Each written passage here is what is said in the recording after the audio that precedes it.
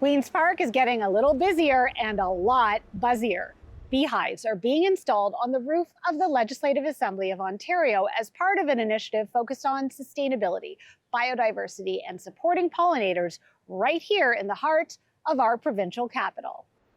Joseph Curry is the apiarist at Bee Local 416. He says urban beekeeping is not just about producing honey. It's also about reconnecting people with where their food comes from, while helping support the ecosystems that make city green spaces thrive. It's too easy in the city to be, just in our apartment, in our condo, in our house, and going to the grocery store, not thinking about where our food comes from.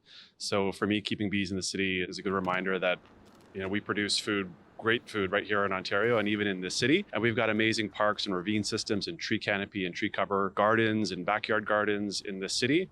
And those trees need pollination as well. And the bees need those flowers, and we get great honey from those. According to Curry, Queen's Park makes an ideal home for the hives, and he hopes the project also serves as a visible reminder of the important role pollinators play in healthy, sustainable cities. Oh, we've got a great park right here, Queen's Park, good tree canopy. I think it's just also a good central location. I think it's a good symbol of this legislature's commitment to sustainable urban agriculture. Beyond the environmental benefits, the hives are also a strong show of support for more than one industry in Ontario. I think it's a good message from the speaker that she supports agriculture in Ontario and particularly the beekeeping industry.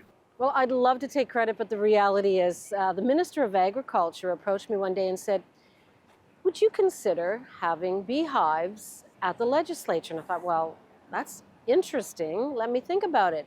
And shortly afterwards, I was visiting with the speaker from New Brunswick, and they have beehives at their legislature. And the Quebec legislature has beehives. So I thought, yeah, let's take a look at it because it is a very interesting idea. It's something small that can have such a huge impact. We're going to help with biodiversity, doing our part to protect the environment, and of course, pollination. About a third of the food that we consume comes from and through pollination by bees. And so by having bees and beehives on our roof, we're doing something little to contribute to that. With the hives now in place, the next step is helping the colony settle in and grow through the busy pollination season ahead. So today I'm installing an overwintered Ontario queen with a few frames of bees. It's called a nucleus colony.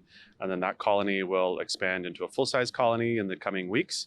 And we're right at the start of the honey flow season. The dandelions are out, the maples are in bloom, so they'll have a lot of wild forage. Typically, we start to harvest in about July, maybe a little bit later in August. In Ontario, we use what's called the standard Langstroth hive, which is a 10-frame movable frame hive. It was developed in the 1800s, still in use today. With these, you can get in, you can inspect the bees, make sure they're healthy, and then when it comes time to harvest honey, you take the frame out, harvest the honey, and then put it back in for the bees to use. Eventually, all that hard work will lead to a pretty sweet reward here at the LAO. Well, one of the unique things about urban beekeeping is that each neighborhood has a different flavor profile because there are different trees, there are different gardens, different flowers that all produce different flavors of nectar.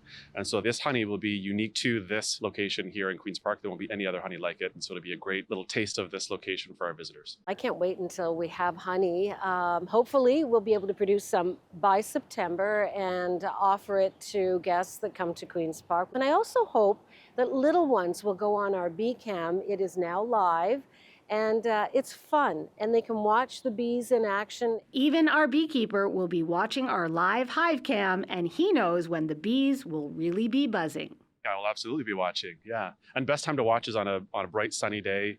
Anytime the temperature is above 10 degrees, the bees will be flying.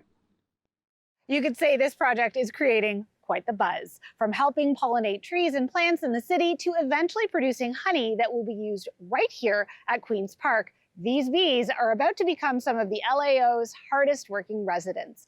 You can tune into our live Beehive web camera on YouTube for a glimpse at the newest hive of activity here in Ontario. For the Legislative Assembly of Ontario, I'm Michelle Jobin.